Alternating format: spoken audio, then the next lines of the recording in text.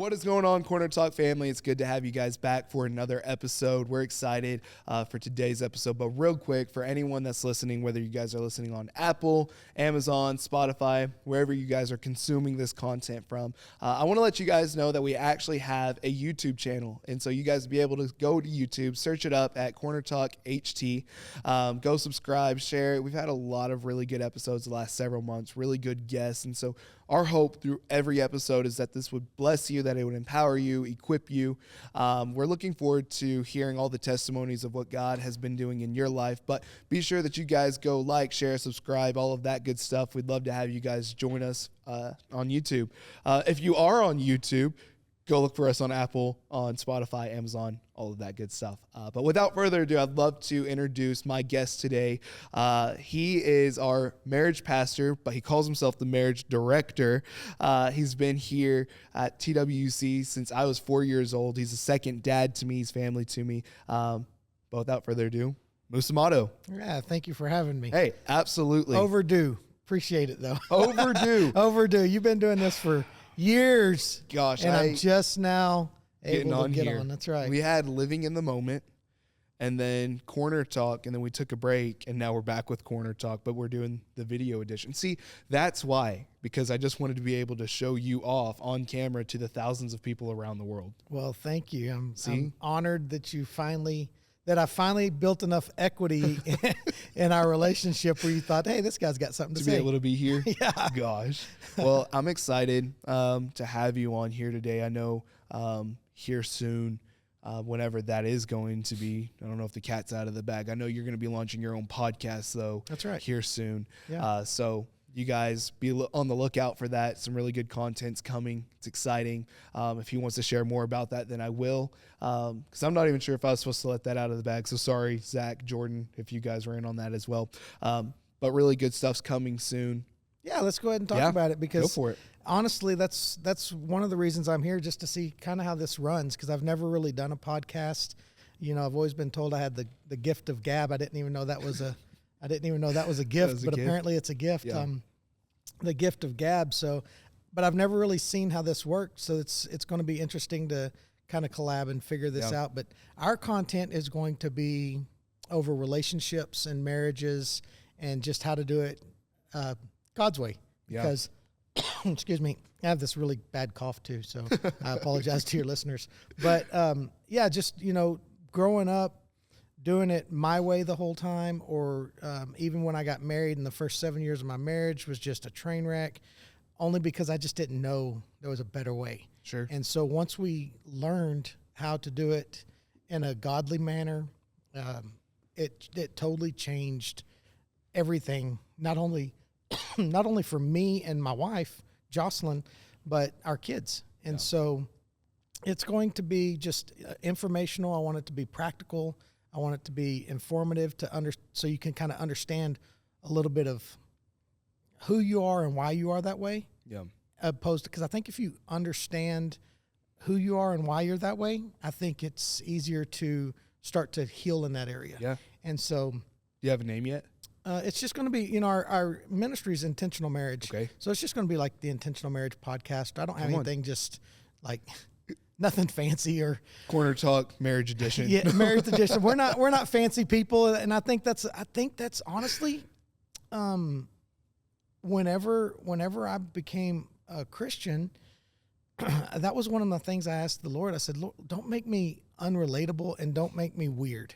Those were the things I didn't want to be, right? And so I'm not fancy. I don't have fancy words, and I think a lot of times Christians will talk over people's heads, and then there's just no understanding. Yeah. And it kind of, even like when I would read the Bible, and I'd read the Bible and it'd be like, thou shalt, and God doesn't talk to me like that because I would never understand that. So when we talk about the podcast, we're going to do something that's relatable and understandable and not put it over your head, because it does you no good to have all these big words or things that you don't understand if you can't walk it out. Right. So as far as a name goes, who knows, man? It may be the Intentional Marriage Podcast. It may be something really, whatever God leads us in doing. But at the end of the day, I just want it to be informative and productive. I think it's going to be a good podcast, because I think especially for like my generation, I just found out, I thought that I was a millennial. I'm actually like the beginning stages of Gen Z, so I'm an old Gen Z. Well, there's that, but there's also the fact that you're just an old soul. I am. So an old soul. you might be born in a certain age, but I would definitely say that you are definitely an Xer. Like you go to bed early, you wake up early, you don't have that. I look forward to waking up early to drink my coffee. Like on my Saturdays, I will sit there and like I love to do barbecue stuff. I love cooking on the grill. And my favorite thing is to go and turn my smoker on and throw, prep the meat, whatever that is, ribs, brisket, turkey, whatever. Throw the ribs on there and then go get a cup of coffee and just sit outside and smell the smoke from the smoker. Yeah. And it is early and everyone judges me for it. They're like, it's your Saturday. I'm like, exactly. It's my Saturday. Yeah, you're not on video games and, being a typical millennial. Nope. You definitely have an old soul. 100%. Hard worker. Well, I think that this podcast, your podcast, the Intentional Marriage podcast, whatever you decide to call it, is going to be solid for a lot of reasons. I think that nowadays, the way that marriage is being done, it's almost like marriage is more and more getting foreign. And rather than actually putting the ring on it to tie it together, my generation has just normalized, we're boyfriend and girlfriend, let's just go start living together. And at the end of the day, can God restore anything? Absolutely. But when you take God out of the equation, that's when things get messy and you've not set yourself up for success. In fact, if it's not showing up right now, eventually the problems are going to show up later on. One way or another, something's going to leak somewhere. And the issues that you don't take care of today, you're only creating generational problems for your kids, their kids, and the kids that they're going to have after, them. And so I think this is going to be a solid podcast. I'm excited for it. I can't wait to hear more about it. But. Well, kind of going back, you got to, a lot of times, like I'm 50 years old. And so a lot of times, man, you got to just be honest with yourself and say, like, my parents didn't have the curriculum and the studies and the things that they have today. And so now there's a resource for everything now. Right. We're in the information era. And so there's information out there that is at our fingertips, and it's up to you now to go and learn how to do it. Right. So that's one of the things that changed my relationship. I just became a student of marriage. That's the only thing I did different from the next guy. And so once I got that information and became a student, I thought, man, I just want to teach other people how to do it. So I really do believe that you'll start to see a trend in your generation where the divorce rate starts to go a different way. It has changed a bit, but people are waiting longer to get married. Sure. So they're shacking up, they're living together, they're doing whatever. They're not even getting married. So the divorce rate's kind of declining in that area and things. But I think if we took like real numbers and put this material out there and threw it back into, the listeners whoever's listening and say, hey, it's your responsibility to learn that the resources out there. You go learn how to be a better husband, a better son, a better father, a better football player, a better what. If you want to learn how to play golf, there's a book for it, right? And so you're going to put value. Whatever you put value in is where you're going to grow. Yeah. And if it's important to you to be a good husband or a good dad or a good whatever, you're going to find a way how to do it. Yeah. So it was just important to me to be a good husband, to be honest with you. I just didn't know that there was a different way. Sure. And I think a lot of people, I might say something that's going to hurt somebody's feelings here, but I think a lot of people, like even when you come to church and you listen to the preacher preach and then you go home, but you don't go fact check him. Yeah. And so you're relying on that pastor to get you to heaven. Right. And so it's kind of the same thing. If you just sit here and just listen to me tell you what God says about marriage, you're really doing yourself a disservice. Now, I'm right. And I've got some really good information, but it only stays information until you start to apply it, right? Yeah. And so for me, it's like, man, go fact check. Teach me something. Right. Like, I don't want to be the smartest guy in the room. Right. I want you to come alongside me and teach me some stuff and teach me how to be even better. Because I'm 50 today. What I know today about marriage, I don't know what it looks like to be married at 51. Right. So it's going to change. So I've got to learn something. My kids just recently moved out of the house. So for the first time, Jocelyn and I are, pretty much empty nesters. First time in our marriage. Yeah. What's it look like? So if I relied on what I knew when I was 30 years old, when I first got married, if I relied what I knew on my 30s to carry me to the 50s, I'd be in a lot of trouble because that marriage looks completely different. Yeah. But there's resources out there. It's the whole point to that. Right. It shifts, it changes, you adapt. Yeah. Being on this topic, honestly, what we could do is give a little preview of what your podcast is going to look like so we can stay on this topic. But what would you say? Because I think, we always hear, I've heard at least growing up, that marriage comes down to three things, like a good, healthy marriage. And I think that's communication, or marriages end because of three things: lack of communication, lack of sex, and lack of finances. And one of those, you could start in all three. When you don't have communication, you're probably not going to have a healthy sex life. And whenever finances are bad, everything's getting put towards that. Your mentality, at least me being single, not knowing, like, what is your opinion on that? For someone like me getting ready for that in the future, what would you say is good, healthy principles? How do you start off on the right foot? How do you bring God into the equation for people out there who may already be in a relationship? They're living together. They're not married. Are they doomed? Are they going?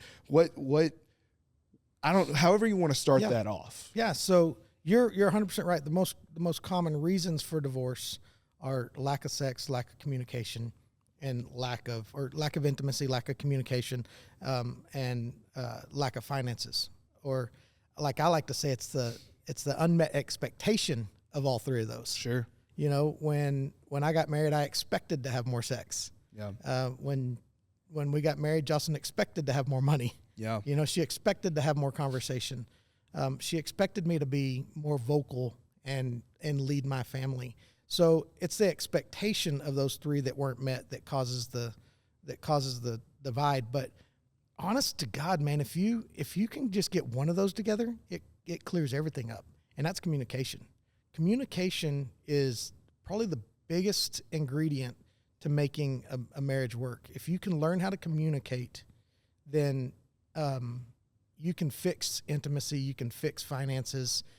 And honestly, it starts with a vision. What does the vision of your relationship look like?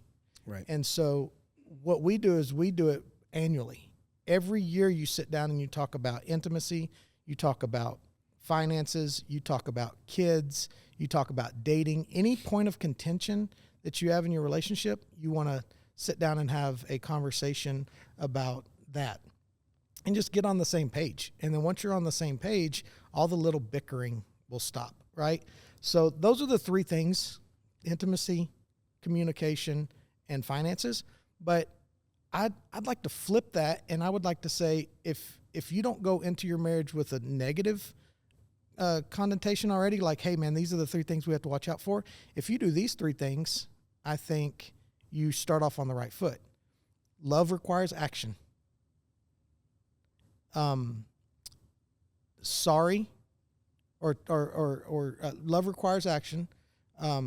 Trust requires proof.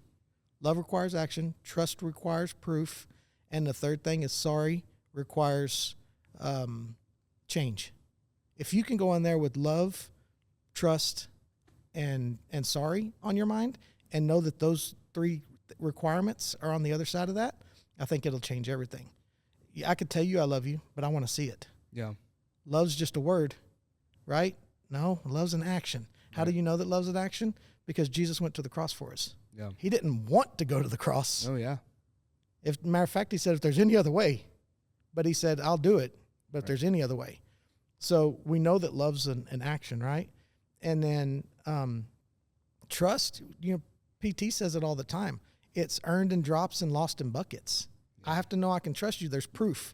I want to know that when all hell's breaking loose, I can trust you to have a calm head, and I can trust you to do the right thing. When I'm in the foxhole with you and there's bullets flying over our head, I want the person who's calm-natured. I want the person who's got a right mind about them. I don't want the person screaming and crying and yelling and being loud. I want the calm person next to me. Right. And as a man, a lot of times we get angry and start yelling and screaming and things because we don't know how to communicate. That's our fault, right? And we don't earn the trust of our spouses. And then sorry, man. Listen, are you sorry you got caught, or are you just sorry? Like, sorry is only a word. Right.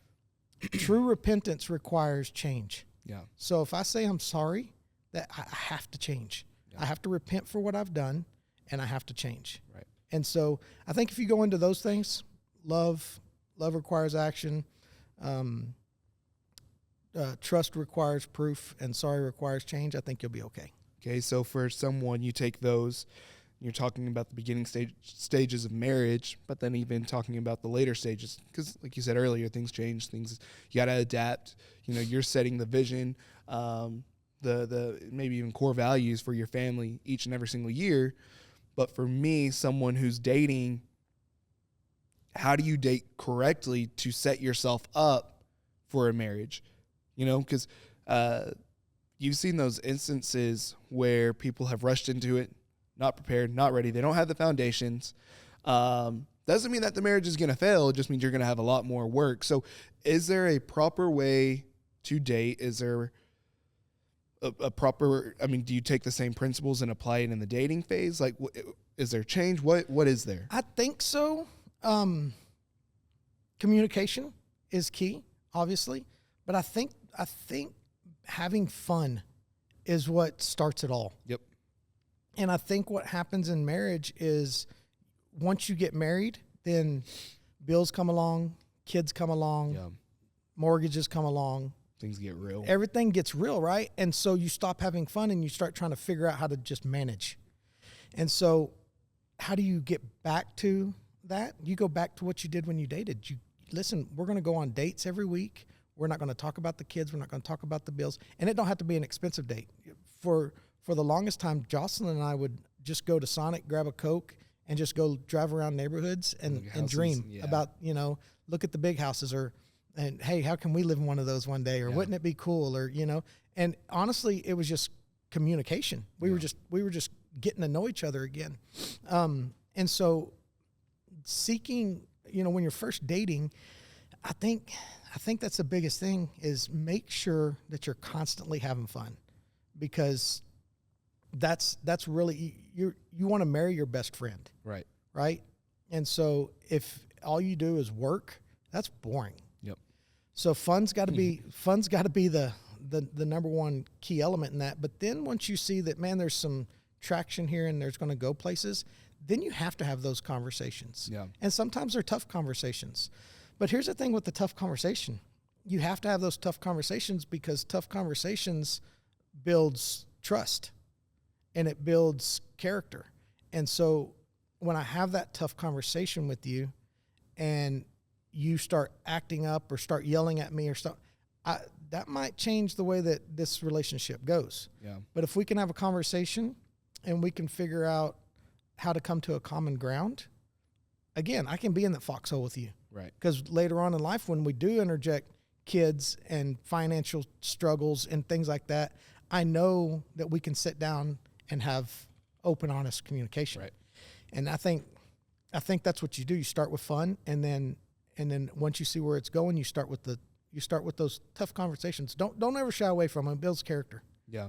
My mom and dad, I love this story because I think it's funny. You don't go into ministry hoping to get rich. No. Never going to happen. And so my mom and dad, when they started out, I think, at the time my dad was just a youth pastor and they were dating, and their date nights, he would always get like those coupons to go to putt-putt and go play putt-putt all the time. But I love that, like maintaining the fun, take away the seriousness, like relieve the pressure, take it slow, live in the moment, enjoy it, see what happens. Like, life is still going to be there on the other side. Sure it is. That's going to be there. Slow down, enjoy it. But for someone, so there's people nowadays who immediately, hey, let's pull this off. Let's make this happen. Let's go and do this. They just rush into it. Yep. One, let me back up before I even ask that question. Because I think I know where you're going, and that was me. Yeah. The one that just jumped in not knowing. When we got married. Was your marriage doomed? I mean, I'm going 20 years strong, so Yeah. no. But if I didn't make a change, it would have been. Yeah. But here's what happened was, growing up, I thought I was a Christian. But to be honest with you, I believed in God because someone told me to believe in God. Sure.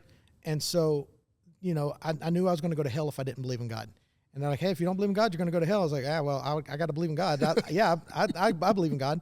But it never changed me. Yeah. I was still out at the clubs. I was still out chasing very slow women. I say slow, not mentally, but slow because I'd catch them. And I'm not very fast. Yeah. But, I was still doing all these things, and it never changed me. But, hey, I believed in God. I'm a Christian. Yeah. And it wasn't until, honestly, I would say 3 years into coming to TWC that your dad and I had become really good friends, and I was able to have conversations with him and ask tough questions. Again, those tough conversations. And he was able to answer some stuff that I developed a relationship with the Lord.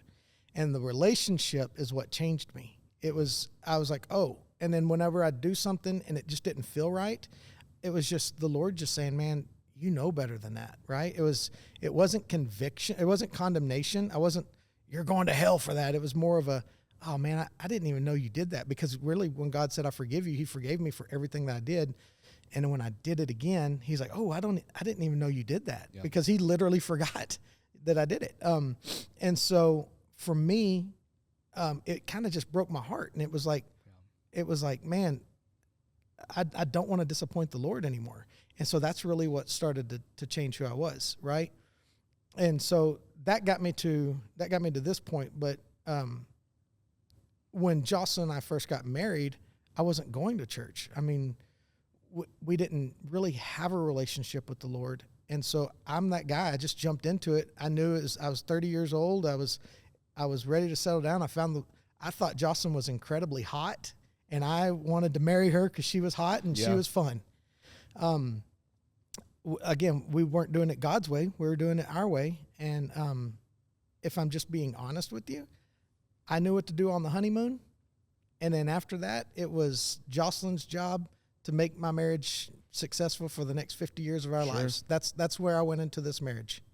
And so I started off on the wrong foot. And for 7 years, our marriage was just a train wreck. It really was. I struggled with dominance and control and aggression. And she was battling the same things, really. So our fights were really loud. I'm not a yeller. She is. But I was very aggressive. I would throw something, and so we struggled with that. And it wasn't until really I nearly lost it all. And it's kind of a long testimony. We'll tell it one day maybe, but I decided that there was a different way to do things, and your dad kind of got me into that. But by asking me to teach a marriage class at the church.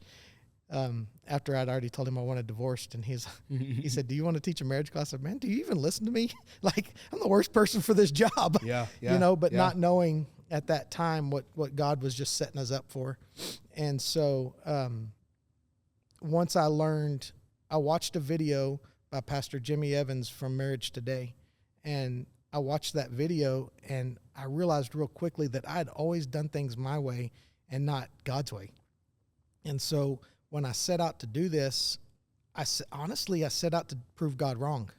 Like, this girl that you gave me, she's not going to follow me. She's not going to trust me. She's broke.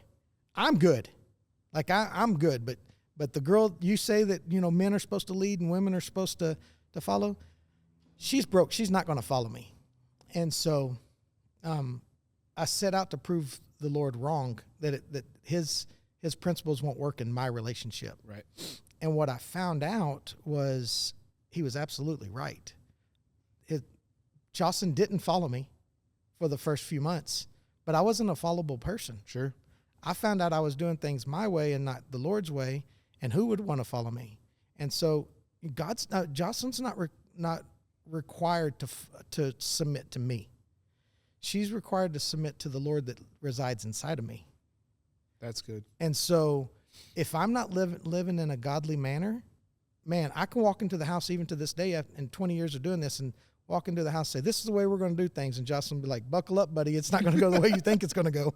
Yeah. But if I walk into the house and say, hey, listen, I need you to pray with me about something, Jocelyn will submit to that every single time. Sure. You know, and so it's really, my marriage didn't take a different form until I changed as a man.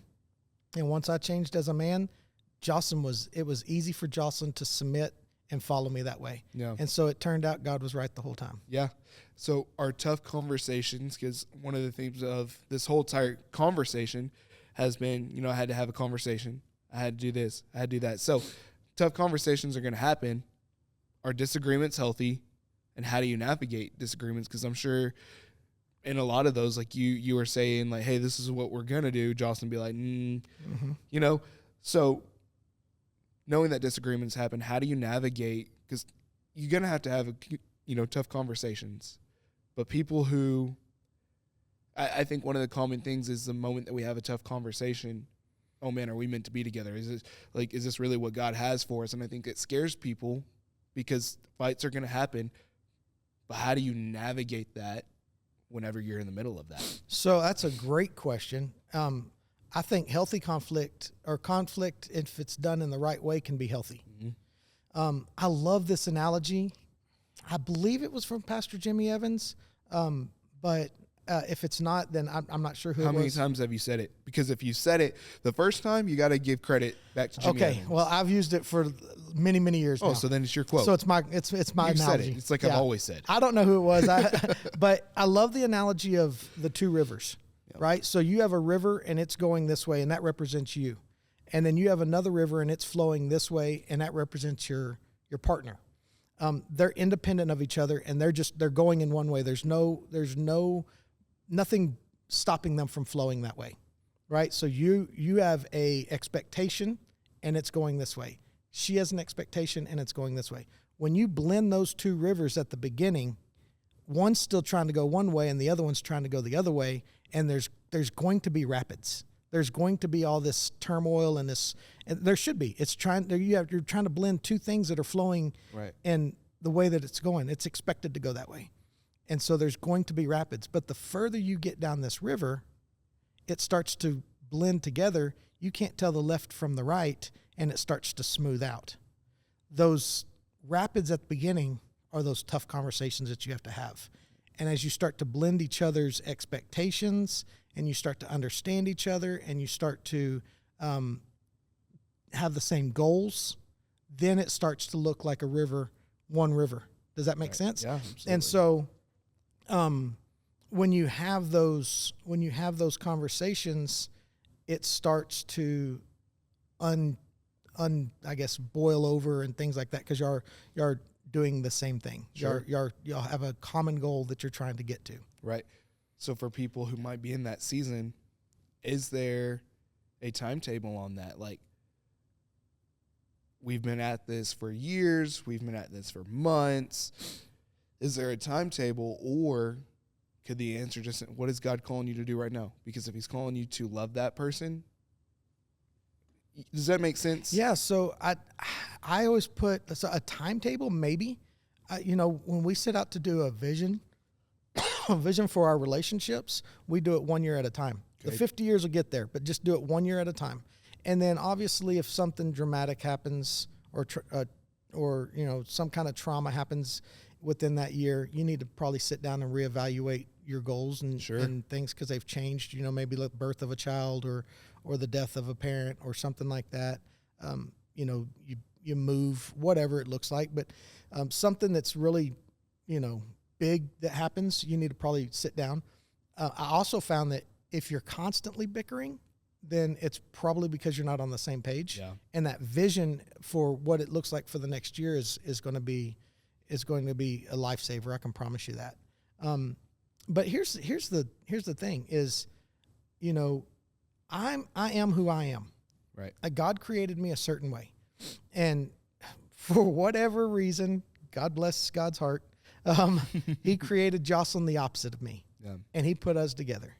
And that's like nitro and glycerin, man. Like, it's like we are just, anybody that looks at you like, oh my gosh, like why would you put those two together? But she, without sounding so cliche, like she literally, is my counterbalance. And so I'm really structured and she's not. But what I say about that is Jocelyn's the fun side of us. If we were both like me, we would be boring. Yeah. If we were both like her, we probably wouldn't have lights on when I got home today. But she's the fun side and I'm the structured side. And so embrace the differences, right? There's a million ways to skin a cat. I only know one, but I can promise you Jocelyn knows the other 900,999 ways to do it, and she'll do it different every single time. Yeah, yeah. And so it doesn't make her way wrong, and it doesn't make my way right. It's just different. Yeah. And so embracing the difference will also help out a lot. If you struggle with allowing to let your spouse do that, maybe you're struggling with dominance. Yeah. Maybe you're struggling with control, and that's never been God's plan anyway. And if your opinions or your ways of doing things do not line up with the Word of God, then it's manipulation. It's not from Him. Yeah. So it has to be lined up with the Word of God. Otherwise, you're trying to manipulate a scenario. Yeah. No, for sure. We're fixing to have some guests walk in. There's the one and only Pastor Shane. Hello, That's Pastor our Shane. executive pastor. I got to get him on this podcast eventually. If you guys hear him, he's doing executive pastor duties. He's a cool guy, and he's bald. Yes. It's like Jason Statham. Just kidding. That's honestly like one of my favorite parts of this, like, because I put in the chat, hey, we're recording today, but then I knew the reality of people walking in here. Like, you had Ashley walk in. You could probably see her in that corner over there, and she's, like, trying to tiptoe around. But I love it. But, okay, that actually kind of brings up a good point. So then, in the middle of chaos. Yeah. And working on things, and things are going good, right? Kind of like a podcast. We're doing good. No interruptions. And then Pastor Shane comes in. And Pastor Hurricane Shane comes in. Exactly right. Hurricane Shane. And then boom. You have something happen. Something ticks you off. Something ticks Jocelyn off. Whatever it is. And now there's distraction. How do you maintain and keep? We've been working. Things have been going good. How do you keep yourself steady that you don't focus so much on the bad that you lose sight of all the good? But this over here, it ticked me off. Like, I don't want to ignore it. I want to address it. But have you ever lost yourself in any of your marriage? Because I'm sure maybe early part, as you've learned, as you guys have grown together, how do you make sure that you don't get so lost in this little thing over here? Because that's how the enemy works. He comes in with the tiny things, and really they're tiny, but he starts to blow them up, and it gets bigger, and it gets bigger, and it gets bigger. And then now you're at the spot of like, what in the world? But because we didn't take care of the small thing, everything else is now added on top. So, like, what's your advice to that? Like, for instance, this podcast, we're doing good, had the little distraction. We can either focus on the distraction or we can continue the conversation. What's your advice to that? So you are 100% right? If you have a pebble in your shoe, it's just a little bitty thing. But if you're trying to climb Mount Everest, by the time you get to the top of Mount Everest, that pebble's going to feel like a boulder. Right. If you don't take care of it down at the bottom. Right. It's going to rub blisters. It's going to do everything else. And it's going to irritate you. So you have to have those conversations like, hey, this is the way I kind of felt. And men have a really tough time of explaining feelings for whatever reason. I mean, I have my theories, but they have a tough time. So the only expression that they really know how to do is anger. Right. Well, if you just blow up and you have these just aggressive conversations, number one, you're probably making your wife or your spouse, or if you're the female, you're probably silencing your partner from being able to speak, because you're dealing with control and dominance, and you're going to hear my side of it, and that's it, and that's the wrong avenue to take. Right. And so I think with conversation and being able to have those conversations, especially in the beginning. It's a balancing act, because if you start picking on the little things constantly, then that's all you're doing is picking on the little things. And then it just sounds like you're just constantly bickering at somebody. Right. And so I think if you're going to listen, you and I both played sports growing up. Mm-hmm. And you know, in sports, if you're doing your job, you never get talked to. Right. It's only when you're doing something wrong. So we have built this mentality of, I'm only going to talk to you whenever you're doing something wrong. And so now we've created this culture in our relationships that is bad, because, you know, if you clean your room, I'm not going to tell you good job because I expected you to clean your room. Right. That's your expectation. Right. But if you don't, I'm going to tell you, you didn't clean your room today. Right. Right. And so now every time I talk to you, it's only negative. Yeah. And so that's the culture that we've created in our families. And so I think it's just as important to talk about the little things, because you have to get those out. Otherwise they will become boulders when you're trying to climb this mountain. It's as equally as important to see the good things and say the good things. Right. You know, the Bible talks about coming into his throne room, and I'm just, ad-libbing here, but coming to his throne room with praise and thanksgiving, right? We go to the Lord and he says, tell me all the good things. We don't serve a Lord that just sits up there and goes, oh, tell me how great I am. Tell me how great I am today. Right. Like, we don't serve a Lord like that. But he asks us to do that because it reminds us of how good he is. Right. It's not for him, it's for us. So if we're constantly speaking negative things to our spouses or to our girlfriends or boyfriends in our relationships, even as friends, if I'm constantly, you're probably not going to want to be around me anymore. Right. But if I've got to address those things, but also I got to remember to come into your presence and speak good things, because it reminds me why we're in relationship. Right. Why we're having good, we have fun. You're my best friend. I laugh when I'm with you. And so I'm coming into your presence to remind myself of how great you are too. So I've got to be able to speak good things just as much as I do the small bad things. Does that make sense? No, absolutely. Yeah. I think people get lost in that. They do, They because get lost in the storm. They do, because that's what we're taught. Right. Well, the only time I'm going to talk to you is when something needs to change. Right.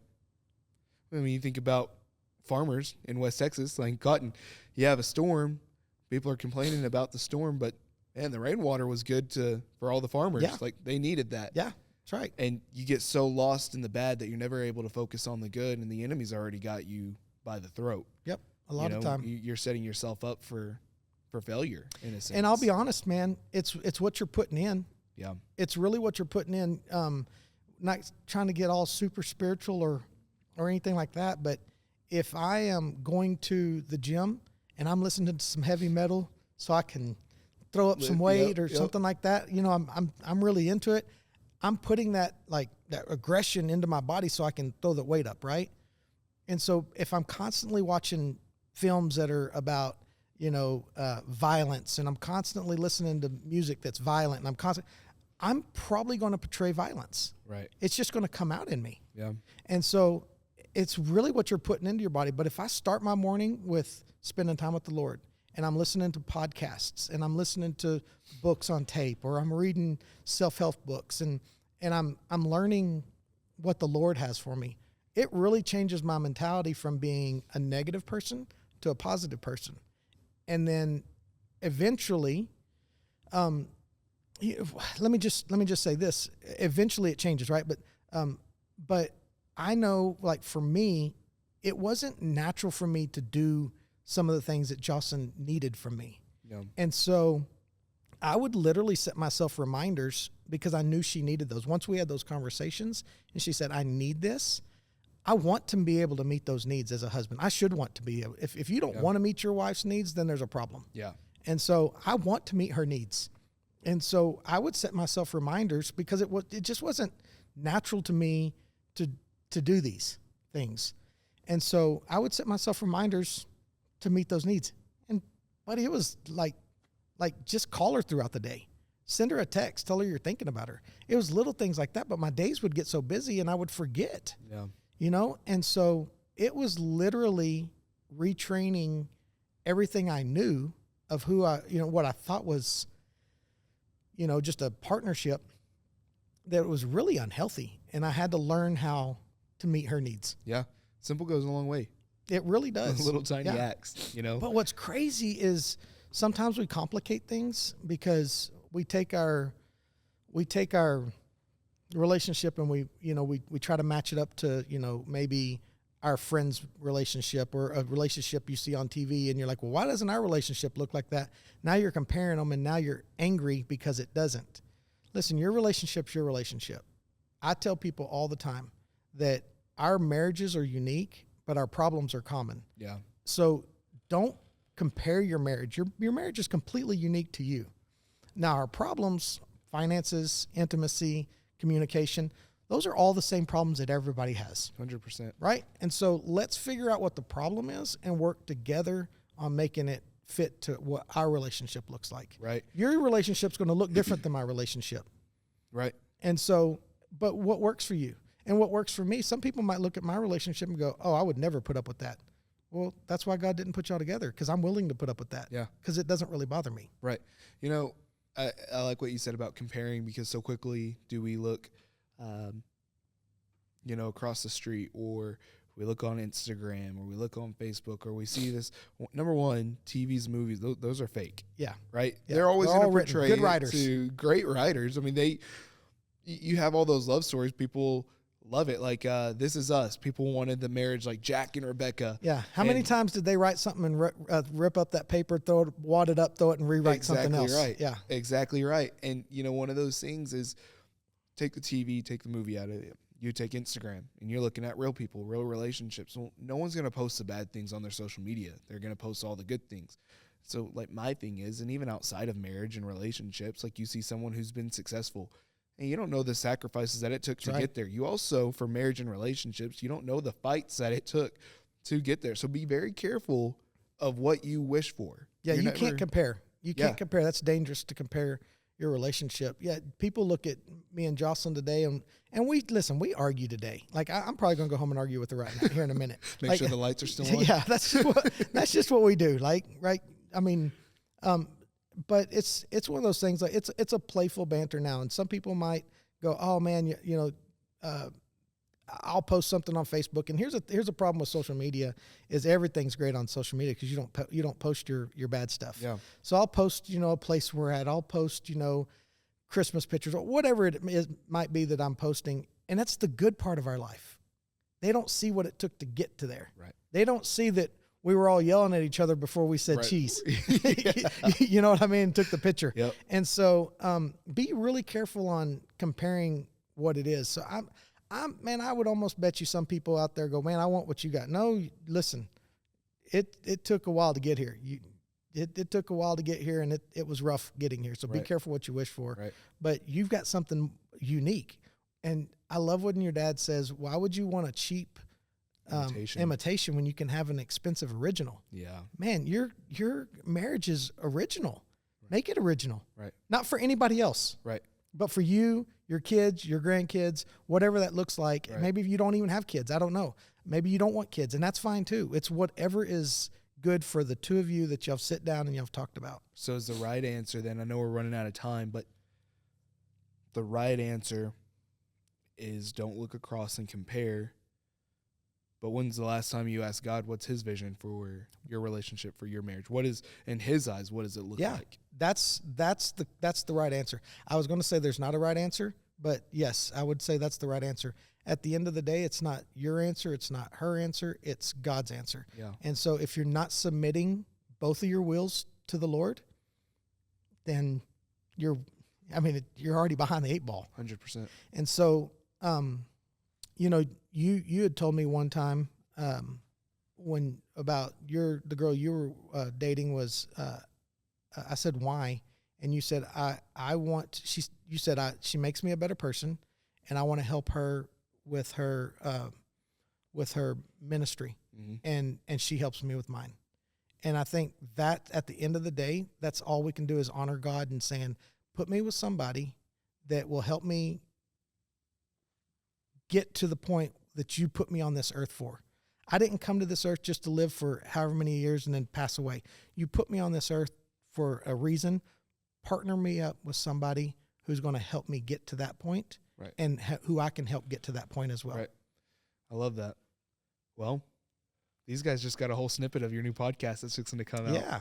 Did you enjoy it? Did you like it? Yeah, man, it's fun. Come it's on. Fun. I didn't know if I could talk for an hour. Hey, it's honestly like it's easier than what people would think, especially whenever you have the right people involved, but whenever God's involved, it's great. And I love this conversation. This is actually the first conversation that we've had in any of my podcasts that have had to deal with relationships, godly marriage. And so I appreciate you taking the time just to come be a part of it.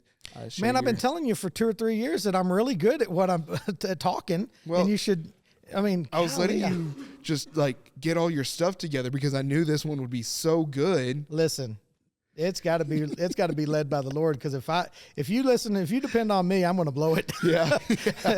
Well, I appreciate your time. Thank you so much. Thanks for having me. Corner Talk family, be on the lookout for the Intentional Marriage Podcast, or whatever it's going to be called. We'll be sure to drop it right here on this podcast. But again, make sure you guys like, share, subscribe. Go check it out on Amazon, Apple, Spotify, whatever. But till next time, we love you guys so much, and we'll see you guys later on. Hey everyone, Hunter Turnbow here, and I just wanted to say thank you so much for joining us for Corner Talk Podcast. I hope that it encouraged you and empowered you. Make sure that you guys share this with someone, because hopefully it can encourage them and empower them as well. But till next time, we love you guys so much.